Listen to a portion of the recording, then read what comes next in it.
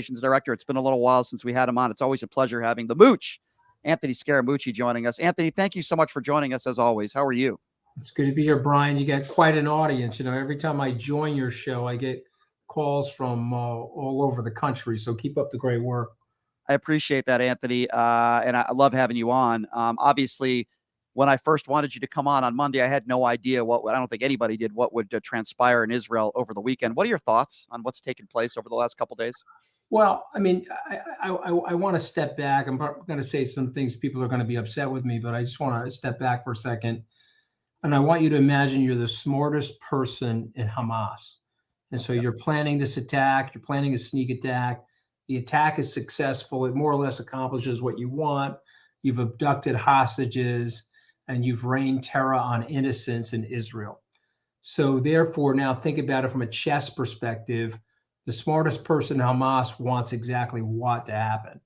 And so I believe what they want to have happen is a full retribution from the state of Israel and a full IDF response house to house in Hamas areas, all of Gaza. And I feel like they want to see the Israelis wipe out large portions of Gaza.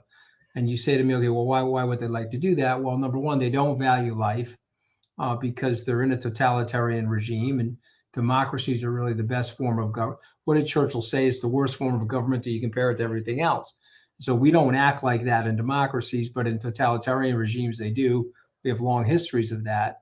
And they want the Israelis to go hog wild crazy in Gaza because everybody has one of these things in their hands and they'll film it and they'll film these atrocities and they will cause more radicalization in the Arab world. They'll definitely split Israel from any potential diplomatic relationship or normal relationship with Riyadh and the Saudis, and maybe even alienate people in the West from Israel. And so, so that's the goal. Okay, so that's the goal. And so now what is the response? And I just want to remind everybody, because we have 22 years now to reflect upon this, on the dark web after the Cole was hit, the USS Cole was bombed by Al-Qaeda. They had bombed 2 successful embassies in Africa. They hit the Cole. Bin Laden wrote on the dark web that he was coming for the homeland, he was coming from the home soil of the U.S., and that we would react in a way that would start the process of destroying the American empire. And so what he wrote in the dark web is that he would hit us. We would react in a way where we would bleed ourselves out. We would lose treasure and blood in the Middle East, bombing mud huts, and it would be the start of the end of our empire. And by the way, people are going to be mad at me, but it's about 4-0, top of the 5th inning, Bin Laden 4, US 0, 22 years later, because you went from George Washington to George W. Bush, $7 trillion in deficit spending, to where we are now, $34 trillion or $33 trillion of deficit spending. We've racked up $27 trillion of deficit spending. And we've hollowed out the American middle class and the American lower middle class to the point where they're voting for people like Donald Trump and Bernie Sanders, and they're no longer reacting appropriately. We're losing our Speaker of the House. You could like Kevin or dislike Kevin, but you're wrecking the continuity of our government at a time where there's a world war going on. So again, just reminding everybody, 1939, the U.S. wasn't in a kinetic war, but we were supplying through Lend-Lease the Russians and the Brits, and we were shutting down through sanctions the oil transfers to the Japanese Empire. So 2 short years later, we're in a hot war. And so if you guys don't think this Third World War has started, you're really not paying close enough attention to history. So number one, I would recommend to the Israelis not to overreact, even though there'll be political pressure, particularly on the right, to do so. I would remind the Israelis that 50+% of the people that live in Gaza are below the age of 21. And you don't want to give them you have the media advantage and you have the sympathy of the world right now because of the attack. Don't lose it. There's ways to handle this without them losing it. And I think the third thing is, if you're in the United States, you got to really be honest with yourself about where we are in terms of equipment and material deployment into the Ukraine. what we're going to do to help Israel in this time of crisis, and then what are the Chinese going to do with Taiwan? And so, I'm sorry being so long-winded, but I want to give you a full 4-dimensional chess view of what's going on, and then analyze it from the perspective of somebody that's been in the government. Now, granted, I got fired after 11 days, but after you read these intelligence briefings and after you look through them, I see you guys chuckling, but at least you guys have never said 10 days, because that would hurt my feelings. I don't want to be chipped out of 9.1% of my federal employment career. But what I'm saying to you is, and people like me get fired very quickly, by the way, because we're so goddamn honest with the situation, and we're so direct that these politicians hate people like me, because we made our own money and we don't care. I tell you exactly what I think, and they don't. No, I know that. That's why I love having you on. They want to be in the boat rowing their troughs of cynicism and corruption, and good people don't come into government because of that. Anybody who's honest around Donald Trump doesn't last very long. You're right about that. All right, Mooch, let me ask you a response from politicians in this country. Let me take both extremes, on the right and the left. You have some people on the right, like the Tim Scotts of the world, that are pretty much putting all the blame on Joe Biden. You've seen some of the tweets he's put out there. I think they're despicable. And then you have people on the extreme left, like those in the squad, like the Ilhan Omars of the world, that we all know are anti-Israel, making inflammatory remarks on social media as well. What do you make about, the Ilhan Omars of the world and the Tim Scotts of the world, and the way they've been reacting on social media the last couple of days? Okay, so again, people are not going to like this. Okay, I am a Zionist. Okay, and I have been to Israel. I love the people of Israel, but I also understand the dilemma that the Palestinians have, and I understand how they feel about the situation. And if you want peace, what ends up happening when you make peace, unless it's World War II, and you're going for unconditional surrender, you're going to drop some nukes and obliterate people, kill tens of millions of people, innocent people, you can get to unconditional surrender. But in a multipolar world that we're living in right now, if you don't want a hot kinetic war, you're going to have a rapprochement. And when you have a rapprochement, sworn enemies that want to knock each other off the planet have to make a conciliation towards each other. Isaac Rabin did that in 1995, and he was killed by the radicals on his right. They shot him. Okay, he was trying to cut a peace deal with Yasser Arafat, his sworn enemy, and his people on his right killed him. It wasn't like the terrorists killed him, right? So to me, what I'm saying to you is that both sides are wrong. Tim Scott is wrong. That's politically expedient. It's very, very transparent. Ilhan Omar, whatever her name is, she has the right to say what she's saying because we live in a free America. But she's wrong as well. Okay, now I'm not saying there aren't justifiable things about what's going on from a Palestinian perspective, but nothing crosses over to killing innocent people and abducting and raping women. Nothing crosses over to that. That's when you're going into the land of lack of civilization and some primordial behavior. And so nothing justifies that. So if she thinks that that's justified, she's an abhorrent person and she needs to be, called out for it. If she's saying that the Palestinians have issues and that they need to have some of their issues adhered to, I understand that. And unfortunately, to make peace, you have to find out where there are intersecting issues to cut that deal. Anthony, okay. I'm sorry. Go ahead. I mean, that's my key to this. A big key to this, right, is that it is something that's so immediate. It just happened in the last couple of days. So it's so raw. It is so hurtful, obviously, for Jewish Americans, those in Israel, and those of us who are, like you use the word abhorrent, because that's what it is, right? When a terrorist attack takes place, we all immediately, if you're a good person, obviously you're like, what the hell just happened here? This is absolutely atrocious. But the problem here is, and I'll toss this out there, and this is why Brian and I got into this before you came on the air, because I did try to bring up, you can call it devil's advocate, I guess. That's the way I'll describe it.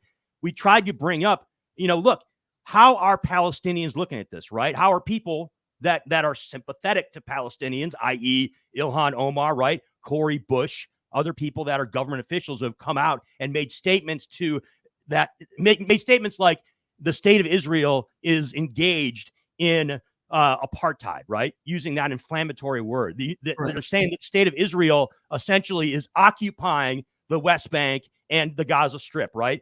That having that type of having those type of comments so quickly after a terrorist attack like this is highly problematic, right, Anthony? And it causes all kinds of strife. Well, first of all, it's factually not accurate, okay? Because I've been to those areas. I've been to the boycott areas. I've been to Sderot, which is on the border, which is taking thousands of rocket attacks a day, okay? I've been in the yeshiva. I've been on top of the yeshiva where they've turned the Kasem rockets into a menorah. I can send you guys pictures of that if you have interest. And so it's factually not accurate, okay? There's been deals on the table to offer peace, but the deals don't come perfectly. And so we can argue about this, but I think it's 70 plus years now, 47. So let's call it 76 years. The state of Israel has existed. The Western powers and the United Nations have accepted it. Some people don't accept it, but it has existed for 80 years, which is 1/3 of the United States' lifespan for that matter. And so whether you like it or not, it's there, it's going to stay there, and it has the support of the West, specifically the United States. And that support has been primarily bipartisan from the non-radical sects of the two parties, okay? Sure. The left-wing side of the party probably doesn't support it, the Democrats, but by and large, everybody else does. And so that's number one. Number two, did they do everything right? Well, we both know, all three of us know that they don't do everything right. But tell me who does everything right, okay, including us. And so I would say to you, there's degrees of right and wrong. When you are murdering innocents and raping children and old women, and you're stealing people on mopeds and taking them into Gaza, you're wrong. Okay. And you guys just know your history, and I know you guys do. But what did Eisenhower do when he got to those camps? He sent for all the press.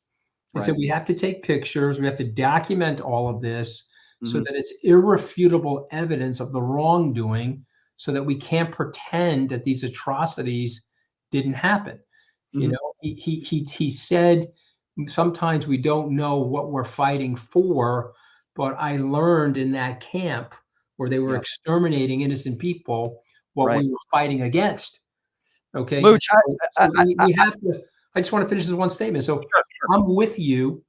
I can tell you that we're not always right. I can tell you the Israelis are not always right. And I can tell you there are issues that the Palestinians have legitimate claims to. But doing something like this, okay, you're losing the plot and you're losing the narrative. And now the question is, well, why did you do that? And I believe that the answer is to cause a full-on kinetic war in the Middle East and to unify people that have never been unified against Israel. One of the reasons why 50 years ago the Yom Kippur War failed is that the Arab community that was anti-Israel, they couldn't get together to fight Israel. They outmanned them 13-1, but they couldn't get to a single thread of unanimity to go after the state of Israel. And I think this approach is to try to get that to happen. Okay. And I think you got to be very careful with the Israelis to make sure that you're on the side of right from a moral perspective, even if it's a relative moral perspective. I think that's a strong possibility. If you're just joining us, former White House Communications Director Anthony Scaramucci, don't say he was there for 10 days. That'll get him upset. 11 days, 11, right? 11. Yes. We'll be very 12, but someday there's going to be another Republican in the White House going to give me one more day so I can have like an even dozen, okay? I wish you were there a lot longer, as you know. I've talked to many presidential candidates on the Republican side, and I've gotten a promise from a few of them that I'm going to get an honorary 24 more hours in the White House. So you deserve that, Anthony. You deserve that. All right, two-part question, Mooch. Two-part question. First of all, as you know, there are some on the right that are criticizing Joe Biden for the $6 billion that he, quote unquote, unfroze. And then my second part to this question, it's a little bit different. I am not a conspiracy theorist. However, I've talked to some pretty brilliant people that believe that Vladimir Putin might have had something to do with this, in cahoots with the Iranian government, so that we could maybe take the ball off of what is going on in Ukraine. I want to get your thoughts on that and your thoughts on Joe Biden and the $6 billion. Well, look, I mean, the intelligence community probably already has a much better feel for that than me. I haven't been briefed on it. But any adversary of ours, you have to assume, is teaming up with other adversaries. The enemy of my enemy is my friend, but our adversaries also see each other as friends. The Chinese and the Russians are fighting over the eastern side of Russia, right? Vladivostok is under threat because in the 1630s, the Russian Empire took that over from the Chinese when the Chinese were in a moment of weakness. It's right. 350 years later, they want it back. These guys have been in a border war there for 600 years, but because of their mutual hatred of the United States, they're teaming up and they're now, quote unquote, friends for life. So you'd have to be naive to not think that the Russians are not in cahoots with the Iranians, who are helping Hamas create this type of distraction or this diversion. So I believe that, okay, but I haven't been briefed on that, so I don't know it for certain. So that's another reason why I would encourage the people in the Israeli government to be more cautious, because they can win the public opinion if they handle this right. If you go back to the Abu Ghraib, and I'm not pronouncing it right, but the Iraqi prison, right, where some of our American guardsmen under stress and duress were mistreating some of the Iraqi prisoners, you lose in the court of public opinion. Even if what you think you were doing was justified, you're going to lose in the court of public opinion. The Israelis have the upper hand in that right now. And so I would just encourage them to be careful here. But, Ilhan Omar, Tim Scott, totally unnecessary. You're bringing up the $6 billion. Let's talk about that for a second. Okay, remember, that was money that was frozen in Korean bank accounts that couldn't get transferred into US dollar. So I just want to remind everybody, when you're the president of the United States, you're president for everybody. If any one of us was in that seat and American citizens were held captive somewhere in the world, you would hope, or at least if you were a family member of one of those people abducted, you would hope that the president would act as an advocate to get your family members out of that situation to freedom. Right. One of my personal heroes, Ronald Reagan, broke the law, and he traded arms for hostages back in the 80s. And when they exposed it and they caught him, he went on the public airways and said, "Yep, I did that. But the reason I did that was these were American lives that I was trying to protect." And so what ends up happening is when you do negotiate with tyranny and dictators, you have to make that decision. So Blinken came on the air yesterday and said that money hasn't been spent. But what he should have said is that, yes, we gave that money, and whether it was spent or not, it strengthened the regime. But I did that because I am an advocate for freedom. And I did that because America is a symbol of freedom around the world, and our citizens are more valuable than that. And I'm playing the long game, okay? And I need to let my citizens know if they're caught somewhere around the world, I'm going to do whatever I can to get them out of harm's way. Yeah, so this is why this guy, Mark Levin, this Gugutz, he's the worst. He's crazy in Italian.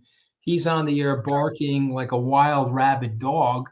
I'm looking at him and say, because he's such a bully, no one will go stand against him and rebut what he's saying. And of course, you have to go on his show, and so he'll cut your mic. But he's an imbecile. Okay, he's an intellectually dishonest imbecile, and he's not looking at it from a more balanced perspective that you need to have when you're sitting in the American government. But here's things that I will say, and Trump got this stuff right. And I despise Trump. I certainly don't want him to be president again. But Trump understood that if you have an adversary, you inflict pain on that adversary to the point where you bring them to the table on their knees. Okay, and he had those guys square in the corner. Okay, and that was helping the Sunni Muslims, like the Saudis and the Emiratis, et cetera, the Qataris, and it was helping the Israelis. Okay, the great irony is when they went to cut that nuclear deal, Obama accidentally brought the Sunnis and the Israelis together because they were all had the common enemy of Iran. So I appreciate you guys giving me the time to explain this to your listeners because Sure. they have to understand it holistically and not the Fox News representation or the MSNBC representation, but here's a balanced representation of what's going on. Yes. And here's an action plan that we should really think about doing. Okay, so we Agree. have to help the Israelis. Yep. But we also got to get these guys to the table before you see innocent Palestinians below the age of 20 murdered in the streets of Gaza. I listen, Mooch, I agree with just about everything you're saying, and you're saying it in a very eloquent way, even if people agree or disagree with everything that you're saying. The problem that I have is that we are so divided in this country, even on this issue. Yeah. We have people that are protesting, pro-Palestinians, protesting in the streets in different cities in this country hours after this attack. We have people that are blaming Joe Biden for this, and it just, we're so divided on so many different issues. Now you're going to be really upset with me, okay? Go ahead. I don't mind those protests. Okay, that is a free America, and that is free speech. Now, I'll use the word abhorrent again. I find those protests to be despicable, and I denounce those protests, but I respect the right for those people to I agree. their opinion. Okay, Mooch, I don't disagree with you. I'm not saying they shouldn't be allowed to protest. But this is very, very important. Okay, people like you, Brian, people like us, we have to defeat these people in the free marketplace of ideas. Okay, so what Roosevelt understood when he was getting attacked by Huey Long and Charles Lindbergh and Father Coughlin, okay, in the late 30s, is that he had to go after those guys and push them back. Okay, not allow them to speak or cut their air supply. Let them speak, but let's articulate why they're wrong. You see what I mean? Those protests are absolutely. They're also staged, Brian. They're also staged. Sure they are. And that was like totally. Let's also make a clarification, guys. There is a difference, right, between those who are celebrating these horrible terrorist attacks, right? And then there's a difference between people who support Palestine, right? And the Palestinian people. I think it's important to make that distinction because 100%. That's something that is problematic. There were people in New York celebrating the attack on 9/11. Horrible. It was despicable, I agree. and I lost friends. But we have this First Amendment right. I mean, where the first fight I got into with Trump was I said the press is not the enemy of the people. He called me on Easter Sunday. I thought he was calling to wish me a happy Easter. He was not.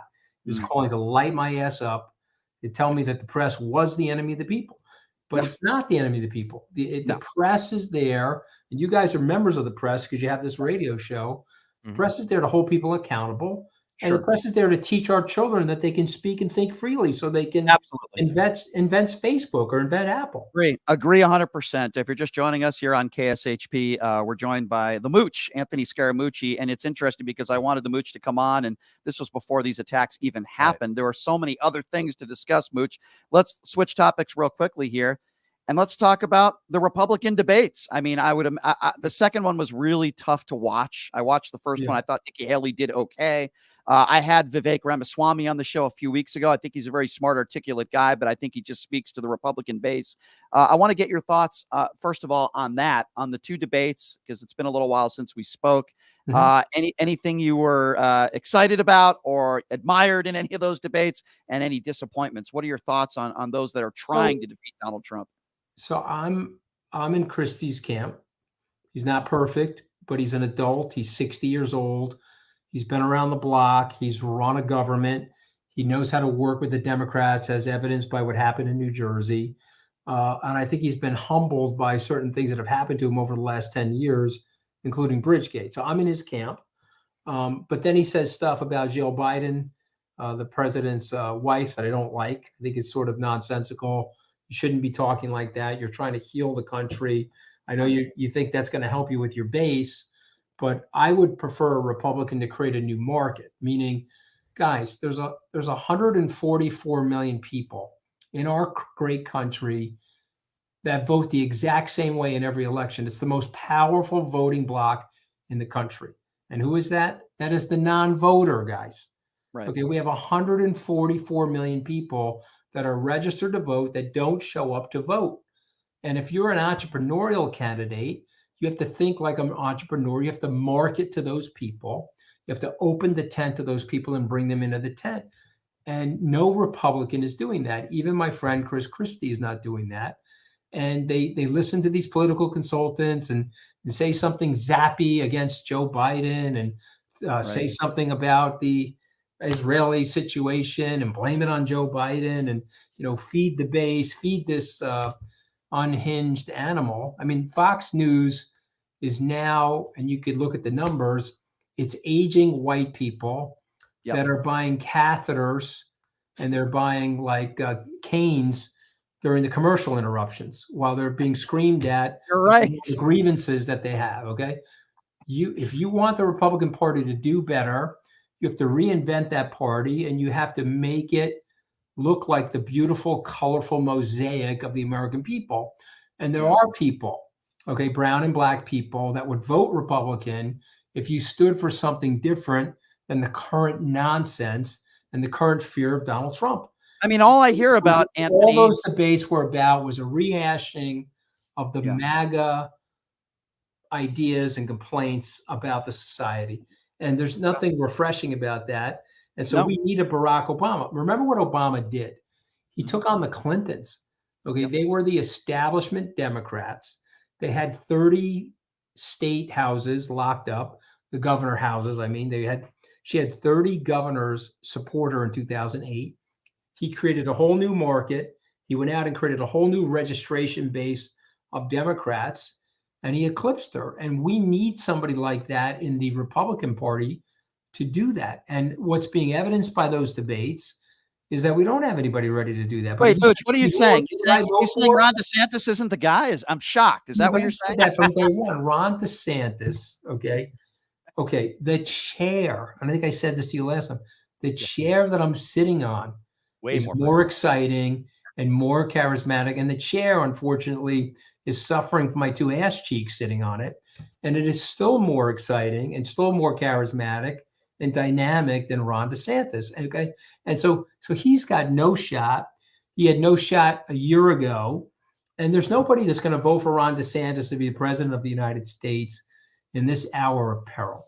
What does it say about the Republican? But Mooch, what does it say about the Republican Party when they are asked if Donald Trump is a convicted felon, will you still support him? And almost everybody, unlike Chris Christie, but just about everybody else raises their hand. I thought this was the law and order party. That's pathetic. Well, it's very heartbreaking for somebody like me. I want you to imagine somebody like Ronald Reagan or Dwight Eisenhower or Abraham Lincoln. These were Republican elected presidents of the United States, bearing witness to that amateur hour and bearing witness to that level of political expediency at a time where America and the world needs real leadership. Okay, I'm not saying morally perfect leadership, but at least an anchor towards what is right versus what is wrong. Okay, we're never going to get it perfect. These are political decisions. Okay, so sometimes the baby has to get split. I recognize that. Sure. But you've got a group of politically expedient, fully transparently cynical people. Okay. And I respect Christie for that. Now, you're asking me who I would pick on that stage. He's the only one that has the muscle and the toughness to handle the global situation right now. Mm-hmm. And here's something else about Chris that I like. He has the intellectual security to hire really smart people. Agreed. Donald Trump is going to have a bunch of morons in his cabinet. Okay. There's nobody that's going to go work for Donald Trump that has an IQ. Speaking of that, I agree with you. Speaking of that, he burnt so many of us. He burnt Esper. He burnt me. He burnt Tillerson. What about all the people around him that are? You're a guy that knows a thing or two on how to make money. So I respect your opinion when it comes to business. What do you make of a guy? I'll name you a few people around Donald Trump, if they haven't already been convicted of a felony. A guy like a Mike Lindell, who was in that Dominion lawsuit. I don't know if you saw that deposition. The guy looked like a complete ass clown and a nut job. He can't even afford to pay his own attorneys now. Rudy Giuliani, who basically is broke from what people are saying. It seems like if you surround yourself for Donald Trump for more than 11 days, you're either filing for bankruptcy or you're a convicted felon. What do you make of these characters? That's what Rick Wilson said, that everything that Trump touches dies. So that's why the good Lord in the universe got me out of there before he could really, he hurt me, but he didn't kill me. Rudy, unfortunately, I've been friends with and known him for 30 plus years. I supported him as a young man when he was running, and he did really good things for our city. But Rudy wants to be relevant. Rudy wants to be in that Secret Service caravan. Mike Lindell, I've met more than once because he was in the Republican circles in 2016. I think my wife said it better than me, so I'll just paraphrase what she said. He's a nice man, but there's something off about him. And I actually think he believes, I can tell you for certain, Donald Trump does not believe the nonsense that he's spewing. Donald Trump knows he lost the election. He knows his lie about the election is a full-on lie. Donald Trump does not believe the nonsense that he's spewing, but he knows because there's a conspiracy quadrant of that party that he can raise money off of. There are rubes in that party that he can take advantage of. He'll spew that nonsense. But I actually think somebody like Mike Lindell, due to mental illness or prior crack addiction or whatever it might be, he actually believes the nonsense that Donald Trump is saying to him. And so there's tragedy in that. You see, and this is the problem. When you have amoral leadership, they will go and purposefully take advantage of people that are weak. And so I see Trump as a figure in the United States that needs to be defeated, similar to the first America First movement in the 1930s, that Roosevelt was skilled enough and built a coalition around defeating. Our problem today is that we're warring amongst ourselves, but most Americans know, a good 75% of the Americans know that Trump is not the answer for the future, but he could win the Republican nomination, and then it's a battle in the minority states. And I don't mean minority from black and brown people. I mean, smaller populated states that have a lot of power because of the Electoral College. Yep. He could win the presidential election and still lose the popular vote by 8 to 10 million votes. Correct. And so this is something that, he gets the nomination. I will stop what I'm doing and I will work tirelessly to explain the danger of him rising to power again and the full-on threat to the democracy and what you believe to be the ideals of America and our American way of life. Okay. And I will do that. And they can write anything they want about me on Twitter. They can slam me. They can send me the death threats they were sending to me in 2020. It's no problem. I love my country, and the country's been unbelievable to my family. And so I will go out there to the best of my capability to work against him. But he is a danger to the democracy, and your lives and your listeners' lives have been benefited by this democracy. Because let me tell you something, guys, we're not designed for power. Our founders understood that power corrupts people. So they diffuse the power at the top. The dictatorship works for about 10 years. Mussolini got the trains to run on time. Then he started acting like a lunatic. And then what happens is you get cronyism around the leader, and then the laws get set by the leader. So there's a lack of predictability in the laws, which disrupts the capital system. And you create a bunch of rich cronies or oligarchs like you have in Russia, and a lot of poor people. All three of us that are on this radio show have benefited from the decentralized nature of our government, as has your listeners. And we have to go out there and explain that to them, that he's the threat to that. Okay. And so you don't want to lose that, because America's best days could be ahead of it, but we have to restate what the fundamentals are for the country. No question. And we're not doing that now. And so, look, I mean, I didn't think, I'm turning 60 in January. Okay? I didn't think I was going to be 60 and be in a country like this. I thought we would have had major improvements over the course of the 35 years of my adult life after college and law school. But we're in a tough spot right now. We got to dig ourselves out of it.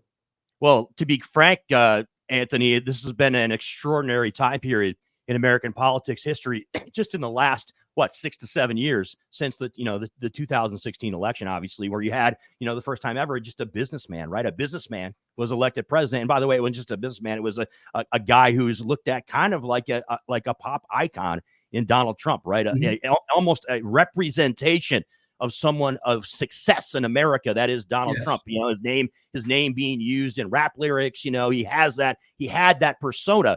So that's kind of changed the whole dynamic that is the American politic, and the existence of MAGA, right? MAGA, the idea of MAGA, and all of the people that still stand behind Donald Trump is something that has never really happened before in American and political Anthony, history. speaking of MAGA, Chris, I agree with what you said. Yeah. I'm asked this question all the time, Anthony, Chris and is right, by the way. he is right. I ask this question all the time. I'm asked this question all the time, and I answer it in different ways. But what does MAGA represent to Anthony Scaramucci? Well, I mean, listen, it's a white grievance. It is it's the democracy worked when the white people were running the place, but now the demography is moving against the whites, and there's going to be black and brown people, and they're inferior to the white people, and so they shouldn't really be running the place, and so we can't have a democracy anymore, so we need to subvert the democracy. Okay, so there's a white supremacy element to it. There's a white superiority element to it. And it's really like an older white male, enlarged prostate sort of nonsense that's going on. And so I have way more faith in the American people. I have way more faith in the mosaic, the colorful mosaic of America. And we should stop that nonsense. And what we should do is reorient the ideas of the Republican Party. There are Hispanics and African Americans that would vote Republican, but you got to take the ideas out of the 1960s or out of the KKK land, and you have to move them into something that's more Teddy Roosevelt-like. Remember, the father of American progressivism was a Republican. Okay, Teddy Roosevelt was a Republican. And what did Roosevelt say to the robber barons? He said, hey, guys, cut it out. You're taking too much of the economic rent. You're going to have a revolution. Do you want people descending upon you with tiki torches and shotguns while you're eating caviar and drinking champagne in your mansions? Or do you want to give them enough money so that they can raise their kids and live in an aspirational blue-collar America? And so Mooch, the Republicans have lost the plot that way, Oh, no question. I agree with you. Since you were in the position, even though Democrats are focused on transgender bathrooms, these people are also nuts. It's a joke. It's a joke. It's stupid. Focus on the things that matter to the American people. Couldn't agree with you more. That's how they're going to win one day, hopefully, maybe win the popular vote, is if they switch what they're doing. And you're right. Stop talking about how transgenders are ending the world and drag queen reading. I wanted to get your thoughts. You were in the position. You know a thing or two about it. Jean-Pierre, how do you think she's doing? What are your thoughts on her? Do you think she's a good White House communications director? What are your thoughts? She's doing better. Okay. I mean, she would never listen to me. She would never take any advice from me. Remember, I only did one press conference, but it was quite a colorful one. It was. And what I would say to her is stop going in there with the notebook. You know generally what the right answers are and the wrong answers. And if you don't know the answer, just get to the podium and say, hey, I got to get back to you. I'm gonna call you after this press conference. Let me take another question. I was up on that stage for 40 plus minutes. Somebody told me 30 million people watched my press conference. But when they asked me a question I didn't know the answer to, I didn't go through the briefing book to try to look for it. In fact, I threw the briefing book in the garbage. Okay, my attitude was the American people will know if you're trying, and they'll know if you're trying to tell them the truth and you're trying to get to the right answers. Okay, and I just think she needs to do more of that and less of the let me follow the briefing book. I agree. People don't care about that. They want to know what, are you telling me the truth or not? And are you trying to be real with me and straight with me? Yes or no? I think Kayleigh McEnany, the answer is no. I thought she was one of the worst we've ever had. I don't know. She's disingenuous. So her thing was she was better than Sean Spicer because she could lie more artfully. I mean, Sean was like, there's 10 people at the inaugural, but it's the biggest inaugural in the world. And he's in that overstuffed suit. And the next thing you know, he's got that woman making fun of him on Saturday Night Live. I mean, you can't lie like that. I mean, it's just like blatant lying. At least Kayleigh knew how to lie more artfully, Does Fox News ever even invite you on anymore? I mean, I know you speak the truth on Trump, and it doesn't seem like many people on Fox News want people like you on. But do you ever get invited on these right-wing networks anymore? When they invite me on, they load the shotgun. They won't let me speak. Right. And then they'll bring up, well, you said in 2016 that you love Donald Trump. Now you're a flip-flopping, XYZ. And I'm like, okay, and they won't let me speak. You see, because the problem is you can't let me speak, because if you let me speak, I'm going to articulate something that's rational and then you can't two-dimensionalize me, right? I mean, I've heard it all, right? I was Tony Soprano on the. They always go with the Italian racist stereotypes. They were Tony Soprano on the Potomac. I was a Jersey Shore cast member. I was in the mafia. They had pictures of me with De Niro and Paul Sorvino in Goodfellas. I mean, I thought the stuff was funny, but this is all designed to two-dimensionalize you and to demonize you, so that if you have rational thought grounded with a historical observation that's commonsensical, that is way too threatening to the tribal establishments that exist in Washington now. So true. But Anthony, you are a smooth look at that, so I could see the Jersey Shore stuff. That's not necessarily I mean, look at the hair, by the way, Chris. Look at the hair. Guy that's bounced off the tree here. Can you believe it? Look at the hair. You come on. If you're nice to me, I will let you borrow this hair one night before I sell it on eBay. I could use it myself. Joe Walsh echoed, mutual friend Joe does this show all the time. I love Joe Walsh. I love Joe. Listen, he speaks the truth right now. Republicans, many of them can't stand him now, and he makes appearances on CNN now. But like you, Joe told me the same thing, that they cut me off. They don't let me speak. They don't want honesty and truth.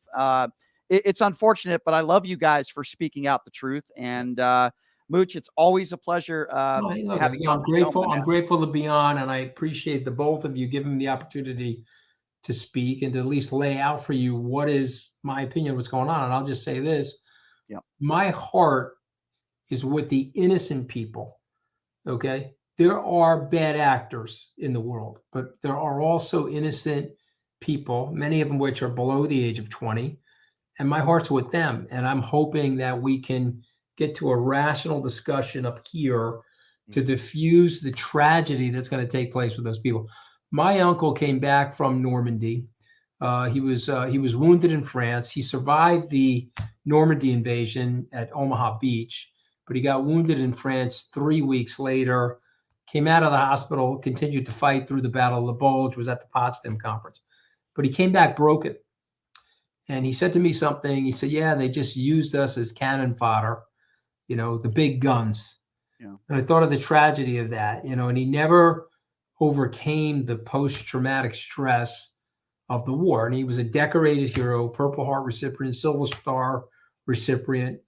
But he did all of that at the age of 20, guys, from 18 to 20. So I just want you to think about the innocence here.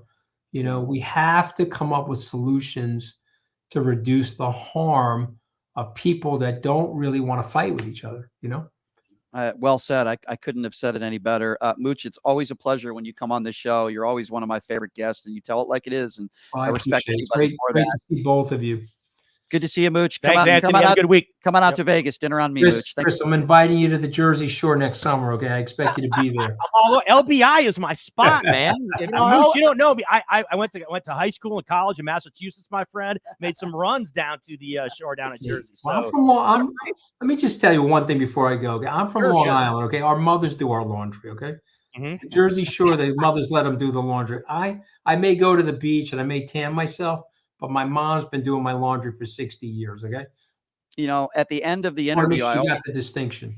I always say this to Mooch towards the end of the interview, and he always gives me the same answer, but I wish Mooch would run for office, because I would be the first person in line that would vote for him. And I know you got a marriage and you got to get that vote, and I know you always tell me that. And I always say the same thing. I'm running for re-election in my marriage, okay? And for all I know, I mean, this could be like a one-day term over here, and I could be term limited. I don't know if I believe that, Mooch. You seem like a pretty damn good father and husband, and you're a good dude. And he's great, but she hates this stuff because she doesn't want to put her kid. She want to put our kids through it, I understand, but I hope one day you do run, because we need your type of leadership in this country. If I ran, it'd be a lot of fun, man. There'd be a lot of attacks. So as my oldest son said, man, you get hit from the left and the right. I said, well, yeah. There's nothing more I'd rather see right now, must see TV, than see you debate a guy like a Sean Hannity or even a Donald Trump. Maybe one day. Sean and I grew up together, but he won't invite me on. Of course he won't. Because he doesn't want to fight with me. He's like, I got to stay friends with you. And his viewership will not like my reasoning.